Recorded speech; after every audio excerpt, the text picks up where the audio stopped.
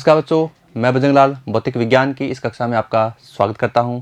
बच्चों, हम पढ़ रहे हैं हमारी प्यारी बुक फिजिक्स और फिजिक्स का चैप्टर 11 जिसका नाम है विकिरण तथा द्रव्य की द्वैत प्रकृति। और आज हम उसका भाग 3 जिसमें एक छोटा सा टॉपिक हम पढ़ेंगे जिसका नाम है फोटोन। बच्चों, जैसे कि आप जानते हैं प्रारंभ में ये कहा गया न्यूटन के द्वारा, न्यूटन के कणिकावाद सिद्धांत से, कि प्रकाश की जो प्रकृति है वो कणीय रूप में होती है। फिर उसके बाद ये बताया गया हाइगेन के द्वारा कि जो प्रकाश की प्रकृति है वो तरंग होती है। और फिर मैक्स प्लांक ने बताया कि ये जो है विकिरण ऊर्जा है, इसका अवशोषण या उत्सर्जन वो सतत रूप से नहीं होता है भाई, ये ऊर्जा के छोटे छोटे पैकेट के रूप में होता है। और उन ऊर्जा के छोटे छोटे पैकेट को ही हम क्या कहते हैं, फोटोन कहते हैं। लेकिन आपको बता दूं, फोटोन एक मैथमेटिक टॉपिक के रूप में ज़्यादा काम आता है न्यूमेरिकल्स के अंदर, इसलिए इस टॉपिक में थोड़ी कम मिलेगी, न्यूमेरिकल आपको ज़्यादा मिलेंगे। लेकिन उस छोटी सी थ्योरी के अकॉर्डिंग हम बहुत सारे कंसेप्ट हैं वो आसानी से समझ सकते हैं और फिजिक्स हमारे लिए आसान हो जाती है। लेकिन बच्चों, अगर आपने पहले वाले वीडियो भी नहीं देखे हैं तो आप उन्हें ज़रूर देखें, क्योंकि उनके कंसेप्ट से ही हम और आगे अच्छे से इसको समझ सकते हैं। तो बच्चों, कॉपी पेन के साथ तैयार हो जाइए, हम जानते हैं फोटोन के बारे में आज विस्तार से। ठीक है, चलो सबसे पहले हम बात करते हैं क्वांटम सिद्धांत की। तो क्वांटम सिद्धांत जो मैक्स प्लांक का था उसमें क्या बात बताई गई, तो आप देखें कि उसमें ये कहा गया कि जो प्लांक का क्वांटम सिद्धांत है उसमें ये बताया गया कि जो प्रकाश की जो प्रकृति है, यानी कोई भी विकिरण, मान लीजिए आप यहाँ प्रकाश की बात ना करके विकिरण की बात कीजिए, कि जो रेडिएशंस है वो रेडिएशंस किस रूप में होते हैं, वो उसमें से एक निकलती है एनर्जी। अब उस एनर्जी का न तो क्या होता है अवशोषण, न उत्सर्जन होता है, यानी हम उस प्रकाश वाली एनर्जी को ही हम क्या करें, विकिरण करें। तो विकिरणों का जो उत्सर्जन है या अवशोषण है वो सतत रूप से नहीं होता। सतत का मतलब है ये इस प्रकार से कि एक समान रूप से, ये सतत हो गया। और सतत का दूसरा भाई है कौन, विविक्त। तो उसका मतलब होता है बटा हुआ, ऐसे टुकड़ों में बटा हुआ, तो अलग अलग टुकड़े हो जाते हैं, पार्ट्स वहाँ पर बन जाते हैं। ठीक है, तो यहाँ सतत रूप से नहीं होता। तो जब सतत से नहीं होगा तो इसका मतलब किससे होगा, विविक्त से होगा। और विविक्त का मतलब होता है यहाँ ऊर्जा के छोटे छोटे पैकेट या बंडल, जिन्हें हम क्या कहते हैं, क्वांटा या फोटोन कहते हैं। आया समझ में?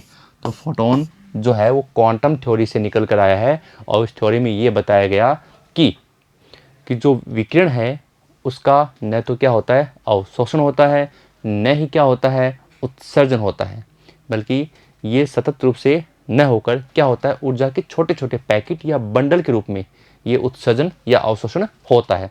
यानी ये जो ऊर्जा का अवशोषण या उत्सर्जन है वो सतत रूप से न होकर किस में होता है, विविक्त रूप में होता है, और ऊर्जा के छोटे छोटे पैकेटों में होता है, जिन्हें हम क्वांटा या फोटोन कहते हैं। ठीक है, चलो तो आइंस्टाइन की एक थ्योरी थी, उस थ्योरी के अकॉर्डिंग देखो, जब भी आइंस्टाइन का नाम आता है तो बच्चों हम क्या कहते हैं, E=mc²। लेकिन आइंस्टाइन ने भी ये बताया था बच्चों कि विकिरण जो होता है ना, रेडिएशन, वो ऊर्जा के बंडल के रूप में क्या होता है, उत्सर्जित होता है। तो ये बात तो सेम हो गई, इसलिए इसका यहाँ पर कोई महत्व नहीं है, क्योंकि मैक्स प्लांक ने भी यही बताया था।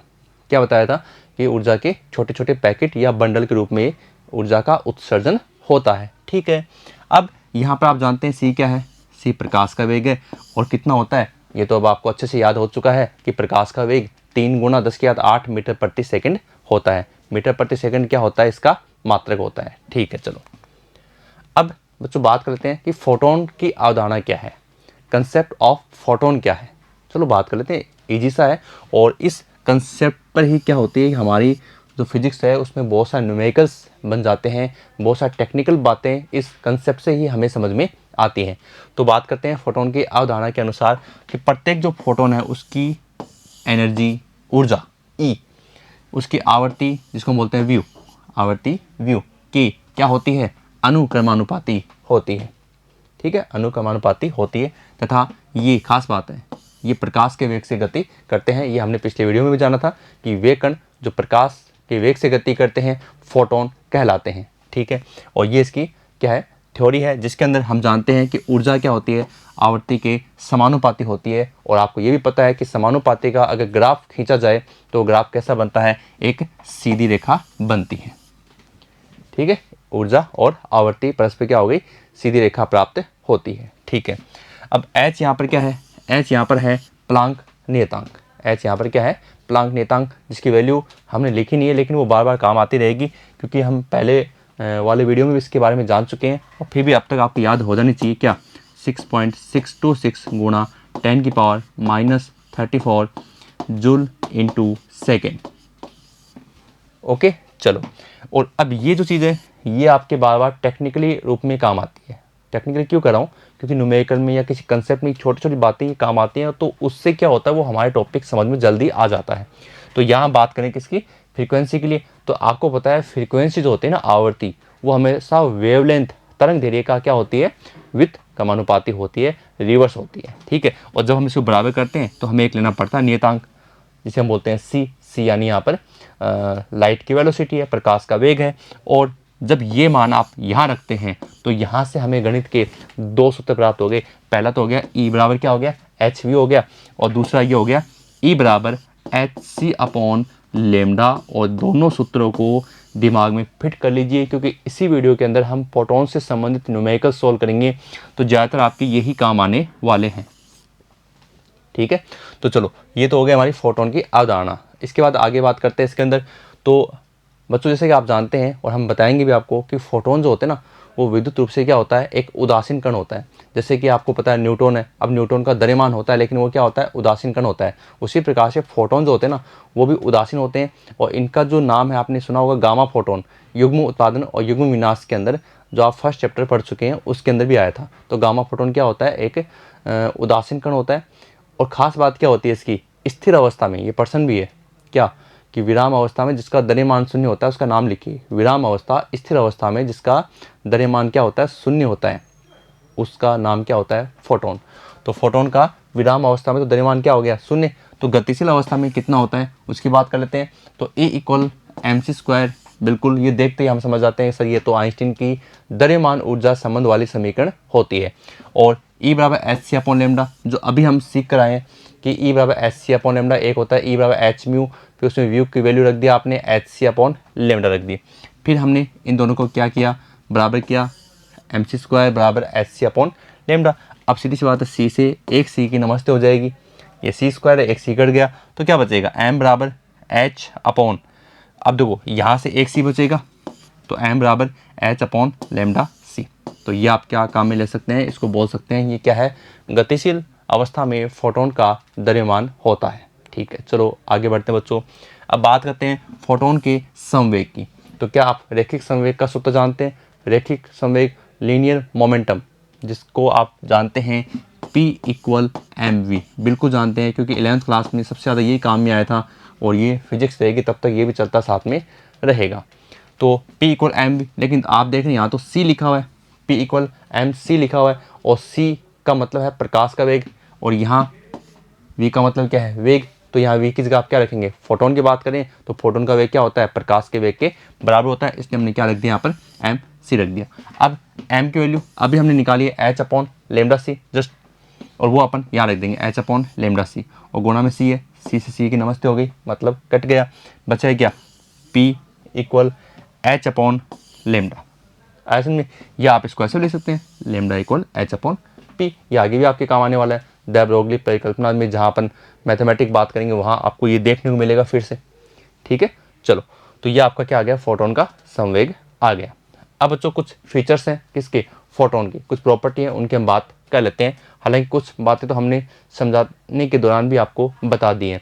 तो देखो बच्चों, ये एक उदासीन कण है, ठीक है, विद्युत रूप से क्या होता है, ये उदासीन होता है। अब जब ये उदासीन है तो इसका मतलब इलेक्ट्रिक फील्ड और मैग्नेटिक फील्ड, विद्युत क्षेत्र और चुंबकीय क्षेत्र से ये क्या होता है, अप्रभावित रहेगा, क्योंकि ये उदासीन कण है। और ये खास बात है, इसका विराम अवस्था में द्रव्यमान कितना होता है, शून्य होता है। और संगत यानी जब कॉलिजन करते हैं तो कॉलिजन की प्रोसेस के अंदर इसका जो लीनियर मोमेंटम है, अर्थात रैखिक जो संवेग है, और साथ में कुल जो ऊर्जा है वो क्या रहती है, इसकी नियत रहती है। ठीक है, चलो ये खास बात होगी। और इसकी चक्रण संख्या, ठीक है ना, इसका स्पिन जो मोमेंट नंबर है वो कितना होता है, 1 होता है, चक्रण संख्या। इसके अलावा तो फोटोन का वेग प्रकाश के वेग के बराबर होता है, ये बात तो आप हमेशा याद रखना, क्योंकि ये बार बार आपके एज ए मैथमेटिक न्यूमेरिकल में भी काम आने वाली है। और फोटोन का गतिशील अवस्था में द्रव्यमान अभी पढ़ा था हमने। और चलो इसमें थोड़ा और आपको बताते हैं। मान लीजिए आप लिखते हैं E इक्वल mc², ठीक है, तो आप क्या कर सकते हो, यहाँ से E के लिए हमें क्या निकालना है, m निकालना ना, तो m बराबर E बटा सी स्क्वायर और a की वैल्यू एच व्यू अपॉन सी स्क्वायर, ऐसे कर लीजिए। ठीक है, फिर आगे या तो व्यू की वैल्यू रख दीजिए या सी की वैल्यू रख दीजिए। कहाँ से, व्यू इक्वल क्या होता है सी अपॉन लेमडा। तो आपके जो इक्वेशन हमने लिखी वो भी सही है और ये भी सही है, कोई दिक्कत वाली बात इसमें नहीं है। फोटोन की जो ऊर्जा होती है बच्चों, वो विकिरण की तीव्रता पर निर्भर नहीं करती है, प्रति सेकंड फोटोन की संख्या पर देखती है। फोटोन की ऊर्जा आंशिक अवशोषण न होकर क्या होती है, पूर्ण अवशोषण होती है। यानी ऊर्जा का अवशोषण या उत्सर्जन वो सतत रूप से न होकर क्या होता है, विविक्त रूप से होता है, लेकिन होता जरूर है। ठीक है, चलो अब हम बात करते हैं पॉइंट टू रिमेंबर, कुछ अच्छी बातें जो हमारे मैथमेटिक न्यूमेरिकल्स में काम आएंगी। जैसे कि आपको बताया था कि फोटोन छोटा सा टॉपिक है, लेकिन इसमें न्यूमेरिकल्स खूब सारे हैं, तो उनको सोल्व करने के तरीके हम इसमें समझ लेते हैं। तो देखो यहाँ भी एक तरीका है, ये वाला, ये आपको न्यूमेरिकल्स में आपको बार बार मिलने वाला है, एन बराबर पी बटा ई। चलो पढ़ लेते हैं कि किसी पावर पी शक्ति वाले प्रकाश स्रोत से लेमडा तरंग दे रही है, कोई दिक्कत नहीं है। सिर्फ तरंगे अगर उत्सर्जित हो रही हैं तो प्रति सेकंड फोटोनों की संख्या क्या होगी, तो आप कहेंगे सर एन बराबर प्रति सेकंड एनर्जी के साथ शक्ति कितनी है उसकी यहाँ पर बात की जाएगी। और आगे सोल्व करें तो ई बराबर क्या होता है एच व्यू, और व्यू की वैल्यू रखेंगे सी अपॉन लेमडा, तो सी तो रह गया नीचे, लेमडा चला गया ऊपर। तो ई क्या यहाँ पर प्रत्येक फोटोन की ऊर्जा है, टी समय में उत्सर्जित फोटोनों की संख्या। ठीक है, अगर ये टी अगर आप यूज में लेते हो तब देखो क्या होगा, तब इसमें हो जाएगा पी टी। ठीक है भाई, एन बराबर तो क्या था पी बटा ई था, और अब हमने काम में ले लिया क्या, टी काम में ले लिया, तो अब क्या हो जाएगा, ये हो जाएगा एन बराबर पी टी अपॉन ई। फिर से वही सूत्र बन जाएंगे, एस सी लगा दिया और इसको सोल्व कर दिया, सी अपॉन लेमडा को हमने क्या कर दिया व्यू के रूप में कर दिया, तो कोई दिक्कत वाली बात इसके अंदर नहीं है।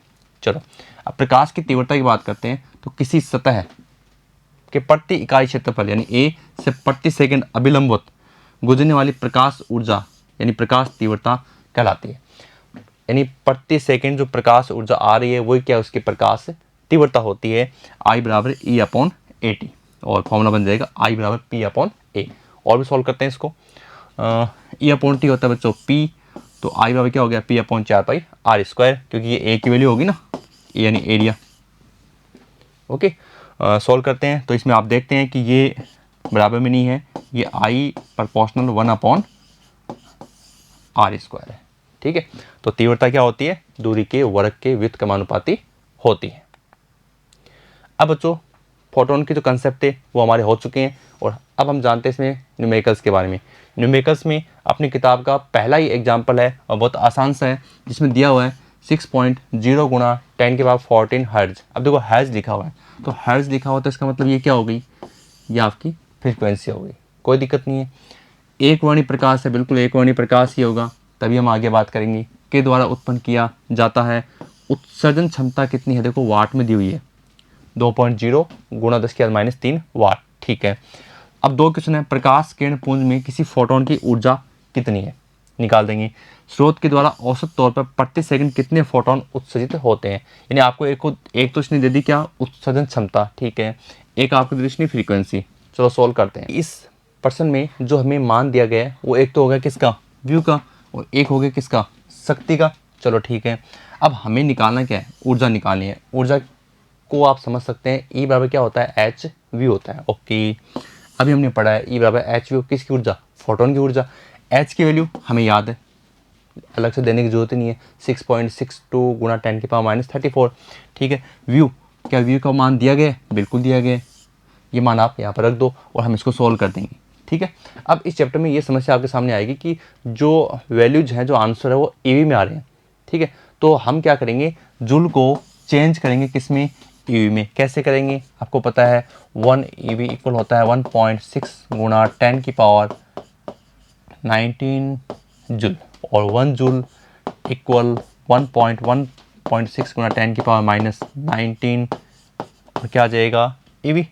ठीक है, अब ये अपन क्या करेंगे, भाग दे देंगे, जो जूल का वैल्यू आया है उसे हम चेंज कर देंगे ईवी में, 1.6 गुणा 10⁻19 का भाग देकर, क्या आ जाएगा 2.48 ईवी। ठीक है, चलो अब इसके अंदर ये जो मान है ना, ये किसका आ गया, एनर्जी का आ गया ना, तो ये हो गया अपना ईवी, 2.48 ईवी। चलो आगे बढ़ते हैं। प्रति सेकंड उत्सर्जित फोटोनों की संख्या, बिल्कुल सिंपल सा भाई, एन बराबर पी बटा ई। पी बटा ई है तो पी का मान तो हमें दे दिया, सवाल में पहले ये दिया इसने, और ई का हमने निकाल लिया, सोल्व कर दिया, तो फोटोन प्रति सेकंड कितने आ गए, 5 गुणा 10 की आते 15 फोटोन प्रति सेकंड आ चुके हैं। ठीक है, अगला सवाल करते हैं। अगला सवाल भी क्या है, आपकी किताब का उदाहरण है, उदाहरण नंबर 3। दृश्य क्षेत्र में बैंगनी रंग, ठीक है, पीला हरा रंग, दूसरे के लिए है पीला हरा रंग हो गया, तीसरे के लिए लाल रंग के प्रकाश की तरंग दैर्घ्य क्रम से आपको दी गई है। देखो 390 किसके लिए है, नैनोमीटर है, बैंगनी के लिए 550 पीले हरे के लिए, और 760 अपने आगे किसके लिए, लाल रंग के लिए आगे। अब इसमें जो पहला क्वेश्चन है वो है दृश्य क्षेत्र के निम्न प्रकाश के लिए फोटोन की ऊर्जा क्या होगी। अब ये तो आपको पता है ई बराबर क्या होता है, एच वी होता है, और वी की वैल्यू क्या होती है, सी अपॉन लेमडा। तो जब अगर आप ई बराबर एच सी अपॉन लेमडा वाला सूत्र काम में लेते हो तो कर सकते हो। कैसे, एच और सी की वैल्यू तो क्या होती है, फिक्स होती है, और लेमडा की वैल्यू हमें दी हुई है। ठीक है, लेकिन ईवी में पूछ रहा है, तो ईवी में पूछ रहा है तो इसका मतलब अलग से आपको 1.6 गुना 10 की पावर -19 का भाग भी देना पड़ेगा। तो बैंगनी सिरा, पीले हरे रंग की औसत तरंग दैर्घ्य तथा लाल सिरा, ये आपको वैल्यूज दी हुई है, कोई दिक्कत नहीं है। ये 6.626 है तो उसको हम 6.63 भी लिख सकते हैं। चलो आगे बात करते हैं। देखिए पहले अपन तीनों को सोल्व करने से पहले एक छोटा सा काम कर लेते हैं, जिससे क्या हमारा गुणा भाग आसान हो जाएगा। कैसे कि फोटोन की जो ऊर्जा है वो हमें पता है क्या होती है, ई बराबर एच वी होती है, तो ये क्या हो गई, एच सी अपॉन लेमडा हो गई। तो एच की वैल्यू कितनी है, हमें दी हुई है, चलो, और वैसे याद भी है हमें। और सी की वैल्यू क्या है, 3 गुणा 10⁸ मीटर प्रति सेकंड, ये भी क्या होती है, फिक्स होती है। चलो ठीक है, लेमडा हमें तीनों सवालों में अलग अलग दिए, फर्स्ट सेकंड थर्ड जो सवाल है तीनों में लेमडा क्या है, अलग अलग है, तो एक बार हम इसमें लेमडा को लेमडा ही रख लेते हैं। ऊपर का मान सोल्व कर दिया, कितना आ गया, 19.89 गुणा 10⁻26 अपॉन लेमडा, और गुणा में क्या है, जूल है। ठीक है, चलो अब पहला सवाल सोल्व कर लेते हैं। बैंगनी रंग के लिए कितना है, 390 नैनोमीटर है। ठीक है, अब 390 नैनोमीटर है और हमने सोल्व किया है ये फॉर्मूला, तो हमें केवल बस इतना करना है कि लेमडा की जगह ये मान रखना है। जो रख दिया, 390 गुणा 10⁻9 हो गया, ओके, सेल कर दिया। लेकिन आएगा किस में, जूल में आएगा, लेकिन आंसर किस में पूछ रहा है, ईवी में पूछ रहा है। तो ईवी में पूछ रहा है तो 1.6 गुणा 10⁻19 का भाग दे देंगे, और हमारा आंसर आ गया बैंगनी रंग के लिए 3.187 ईवी। ओके, फिर बात करते हैं पीले हरे प्रकाश के लिए कितनी दी गई है आपको, लेमडा दी गई है 550 नैनोमीटर। ठीक है, और ई बराबर हम सोल्व कर चुके हैं पहले से, जिसमें एच सी का मान तो अपन निकाल चुके हैं 19.89 गुणा 10⁻26, और बट्टा में क्या आ गया, लेमडा का मान कितना है, 550 गुणा 10⁻9। ठीक है, अब सोल्व कर दीजिए इसको, कितना आ गया, जूल में आ गया, 3.616 गुणा 10 की पावर -19 जूल आ गया। ओके, और फिर ये जूल में आया तो इसको ईवी में चेंज करना पड़ेगा। उसके लिए क्या करोगे, 1.6 गुणा 10 की पावर -19 का भाग देंगे, और भाग देने के बाद ये आ गया 2.26 ईवी। चलो तीसरा, लाल प्रकाश की बात कर रहे हैं, तो लाल प्रकाश के लिए कितना दे रखा है, 760 नैनोमीटर दे रखा है।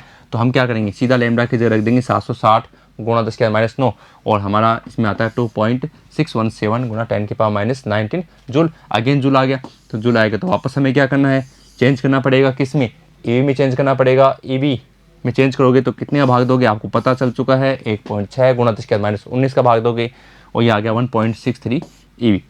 तीनों हमने सोल्व कर दिए, बिल्कुल। आगे बढ़ते हैं। अब इसी क्वेश्चन का दूसरा पार्ट है बी। ठीक है, क्वेश्चन वापस से अपने सामने है, और अब प्रकाश संवेदी पदार्थों के लिए सारणी में दिए गए कार्यफलों के मान तथा प्रश्न के फर्स्ट सेकंड थर्ड भागों के परिणामों का उपयोग में लाते हुए, सारणी जो हम पहले वीडियो में पढ़ चुके हैं उस सारणी की बात कर रहे हैं, जिसमें आपको बताया गया था कि कार्यफलन किसका अधिक होता है और किसका कम होता है। आप दृश्य प्रकाश के साथ कार्य कर सकने वाली प्रकाश विद्युत युक्ति का सृजन कर सकते हैं। चलो बात करते हैं। तो प्रकाश विद्युत युक्ति की भांति कार्य करने के लिए आवश्यक क्या है कि आपतित फोटोन की जो ऊर्जा है वो किसके बराबर होनी चाहिए, कार्यफलन के समान या उससे अधिक होनी चाहिए। अब आपको फिर से बता दें कार्यफलन क्या होता है। कार्यफलन एक न्यूनतम आवश्यक ऊर्जा होती है। जो अगर किसी इलेक्ट्रॉन को मिलती है ना, तब इलेक्ट्रॉन क्या होता है, बंधन से मुक्त होता है और धातु सतह पर आ जाता है। और इलेक्ट्रॉन अगर ऊर्जा ज़्यादा मिल रही है तो वो क्या करता है, गति करने लग जाता है। यानी इलेक्ट्रॉन को किसी धातु सतह से मुक्त कराने के लिए जो आवश्यक न्यूनतम ऊर्जा है उसे हम क्या कहते हैं, कार्य फलन कहते हैं। ठीक है, अब हमें ये पता है कि जो मान हमने निकाले हैं उसमें एक मान हमारा आया था 1.63 eV, तो सीधी सी बात है इस पर तो कोई इफेक्ट नहीं होगा। ओके, नहीं होगा, कोई दिक्कत वाली बात नहीं है। क्यों नहीं होगा, क्योंकि हमें ये पता है कि सबसे जो न्यूनतम जो होता है ना वो किसका होता है, सीजीएम के लिए होता है। सीजीएम के लिए कितना होता है, 2.14 eV होता है। तो और सबसे ज़्यादा किसका होता है, सबसे ज़्यादा होता है प्लेटिनम का होता है 5.65। तो अब पहली जो वैल्यू वो कितनी है, 1.63 है, तो इसका तो कोई काम नहीं है क्योंकि 2.14 से नीचे तो ये लेगा ही नहीं। अब इससे ज़्यादा या इसके बराबर जो है ना उसके लिए सही है। तो अब देख लो आप, बैंगनी प्रकाश के लिए कितना आ रहा है, 2.14 EV है। पोटेशियम के लिए कितना है, 2.30 EV है, तथा सोडियम के लिए 2.75 EV है। तो ये इसके लिए क्या होती हैं, उपयुक्त धातु होती है। यानी कार्यफलन की वैल्यू देखते हैं सारणी से, और उस सारणी के अनुसार कार्यफलन किस यहाँ पर जो एनर्जी हम निकाल रहे हैं वो किसके संगत आ रही है वो इसमें आपको बताना है। चलो आगे बढ़ते हैं। अब बच्चों हमारी किताब का एक क्वेश्चन है, क्वेश्चन नंबर 4।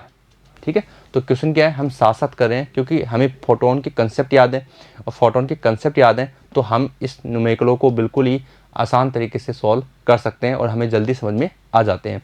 तो यहाँ हम बात करते हैं आपके क्वेश्चन नंबर 4 की। क्वेश्चन क्या है, 632.8 नैनोमीटर। बिल्कुल, तो इसका मतलब ये किसका मान दे दिया आपको, लेमडा का। सबसे ज़रूरी होता है कि सूत्र कैसे यूज में लेना है वो देखना है। तो एक वर्णी प्रकाश है, एक हीलियम नियोन लेसर के द्वारा उत्पन्न किया गया है।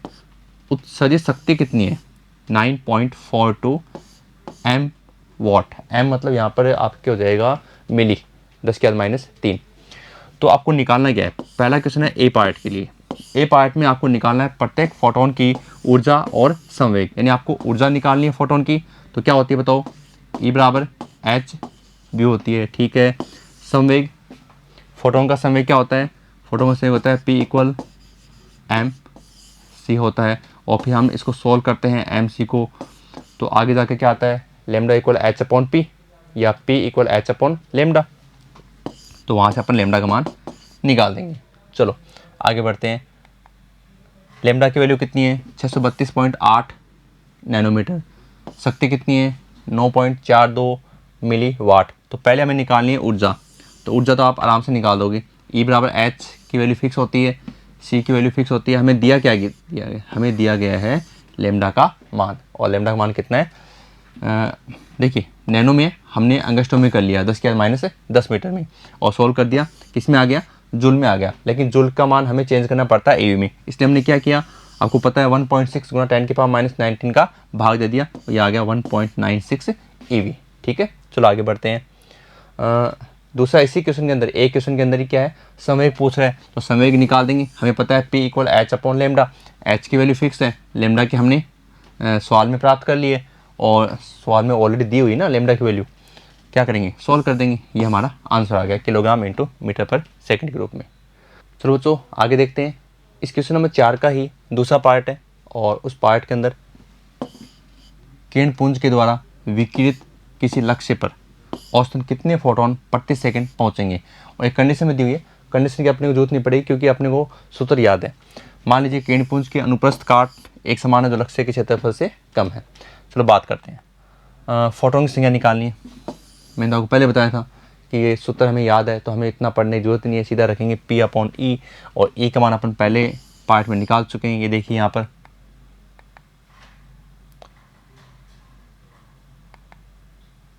ये रहा 3.13 गुणा 10⁻19 जूल, और ये अपन रख देंगे यहाँ पर। ठीक है, तो कितना आ गया, 3 गुणा 10⁻16 पर सेकंड फोटोन आपके प्राप्त इसमें हो रहे हैं। ठीक है, चलो आगे बढ़ते हैं बच्चों। अब इसमें देखते हैं अगला सवाल जो आपका है वो है सी पार्ट में, और सी पार्ट में एक हाइड्रोजन परमाणु को फोटोन के बराबर संवेग प्राप्त करना है। क्या करना है, एक हाइड्रोजन परमाणु को फोटोन के बराबर का संवेग प्राप्त करना है, तो उसकी चाल कितनी होनी चाहिए। तो देखो हाइड्रोजन परमाणु को, तो हाइड्रोजन परमाणु का संवेग mh और vh, और फोटोन का संवेग हम निकाल चुके हैं। चलो सॉल्व करते हैं। तो mh vh बराबर फोटोन का संवेग, फोटोन का संवेग हमने इसी सवाल में निकाल लिया है। तो अभी आप क्या करना है, केवल vh निकालना है। mh आपको पता होना चाहिए, भाई प्रोटॉन का द्रव्यमान कितना होता है। भाई हाइड्रोजन में क्या है, एक ही तो प्रोटॉन है और उसका द्रव्यमान कितना होगा 1.67 गुणा 10⁻27 फिक्स होते हैं भाई। और इसको सॉल्व कर दीजिए, ये हमारा आंसर आ गया। ठीक है, चलो आगे आते हैं। तो बात करते हैं क्वेश्चन नंबर 5 की। अब ज़्यादा इसमें समय नहीं लेंगे, फटाफट कर देंगे क्योंकि हमारे पास सारे सूत्र आ चुके हैं। तो पृथ्वी के पृष्ठ पर पहुंचने वाला सूर्य प्रकाश का ऊर्जा अभिभाव फ्लक्स मतलब एक समूह, ऊर्जा का ग्रुप 1.388 गुणा 10⁻³ वाट पर मीटर स्क्वायर है। लगभग कितने फोटोन प्रति वर्ग मीटर प्रति सेकंड पृथ्वी पर क्या होते हैं, आपतित होते हैं। ये मान लें कि सूर्य प्रकाश में फोटोन का औसत तरंग दैर्घ्य आपको दिया हुआ है लैम्डा। चलो करते हैं। देखिए फाई का मतलब होता है फ्लक्स आपको दिया गया है। ठीक है, ई बराबर क्या होता है hc/λ। एच की वैल्यू फिक्स है, सी की वैल्यू फिक्स है। ओके, लैम्डा भी हमें दिया गया है कितना, दोबारा चेक कर लेते हैं, 550 नैनोमीटर में, कोई दिक्कत नहीं है। 0 हटाकर हमने 10⁻⁸ कर दिया और ये आ गया जूल में। ठीक है, अब फिर से एन बराबर क्या है φs/e। पहले क्या था एन बराबर p/e, अब हम फ्लक्स में ले रहे हैं तो क्या आ गया φs/e। तो φs हमें पता है और e की वैल्यू हमने यहाँ पर रख दी और e की वैल्यू तो यहाँ जूल में रखनी पड़ेगी। तो ये आ गया 3.84 गुणा 10⁻21। मात्रा अगर लिखना चाहो तो फोटोन पर सेकंड कर सकते हो, बाकी ये तो एक नंबर पूछ रहा है कि कितने फोटोन यहाँ पर आएंगे। बिल्कुल सॉल्व हो गया। चलो आगे देखते हैं। आगे अगला क्वेश्चन है क्वेश्चन नंबर 7। आप इनको जब आप देखोगे ना तो बिल्कुल आपके लिए आसान है क्योंकि सूत्र आपको याद हो चुके हैं। n बराबर p/e के रूप में किया हमने पहले वाला सवाल। अब देखो एक 100 वाट सोडियम बल्ब, ठीक है, सभी दिशाओं में विकिरित करता है ऊर्जा को।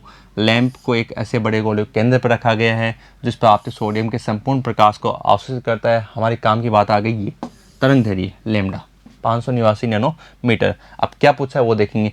एक तो पूछा है ऊर्जा, निकाल देंगे, कोई दिक्कत नहीं है। गोले को किस तरह से फोटोन प्रदान किए जा रहे हैं। चलो ऊर्जा की बात करें, बहुत आसान सा हो गया भाई। लैम्डा का मान हमें दिया गया, पी का मान दिया गया, ऊर्जा का नाम लिया और तरंग दैर्घ्य आपको दिया हुआ है, तो बिल्कुल आसान सी बात है। ई बराबर क्या होता है hc/λ। एच का मान फिक्स है, सी का मान फिक्स है, लैम्डा का दिया हुआ है। सोल्व कर दिया, किस में आ गया जूल में। चलो फिर क्या पूछा है, फोटोन की संख्या, पी का मान दिया हुआ आपको, ई का हमने निकाल लिया और सोल्व कर दिया। फोटोन पर सेकंड 3 × 10 क्या 20 आ गया आपका आंसर। चलो आगे बढ़ते हैं। प्रश्न नंबर 16। एक इलेक्ट्रॉन और एक क्या है फोटोन, उनका तरंग दैर्घ्य आपको दिया हुआ है क्या लैम्डा। कोई दिक्कत नहीं है। तो अब क्या निकालना है, संवेग निकाल देंगे क्यों हमारे पास क्या है लैम्डा है। फोटोन की ऊर्जा निकाल देंगे क्यों हमारे पास क्या है लैम्डा है। इलेक्ट्रॉन गति ऊर्जा ये भी आसानी से निकाल देंगे। कैसे निकाल देंगे वो देखें आप। देखिए लैम्डा का मान है 1 nm। 1 nm का मतलब है नैनोमीटर। ठीक है, तो हमें निकालना क्या है, हमें पहले निकालना है संवेग। तो संवेग के लिए इस तरह आप याद कर चुके हैं इसी वीडियो के अंदर, P = h/λ। h का मान क्या है फिक्स है 6.626 × 10⁻34। ओके, लैम्डा का मान भाई 1 नैनो ना, तो नैनो कितना होता है 10⁻9 होता है। हमने सोल्व कर दिया, ये हमारा इसमें पहले का ए का आंसर आ गया। चलो आगे बढ़ते हैं। बी की बात करता है ऊर्जा है लेकिन व्यू का मान नहीं हमारे पास, तो लैम्डा का मान है, तो कोई दिक्कत नहीं है। व्यू की जगह आप कर दीजिए c/λ कर दिया भाई। अब देखो एच का मान फिक्स है, सी का फिक्स है और लैम्डा का मान हमें सवाल में दिया गया है। जो मान आएगा वो आएगा जूल में, उसको हम चेंज कर देंगे किस में ईवी में। 10⁻³ आएंगे उसको लिख देंगे किलो। 1.24 × 10⁻³ ईवी। फिर देखिए बच्चों एक और आ गया आपके सामने। ये थोड़ा सा आपके देखो ये जो है √2m/e थोड़ा सा मैं आपको समझा देता हूँ। आपको पता है P = होता है mv, ठीक है, और ऊर्जा होती है ना आपकी E की गति ऊर्जा, वो क्या होती है 1/2 mv²।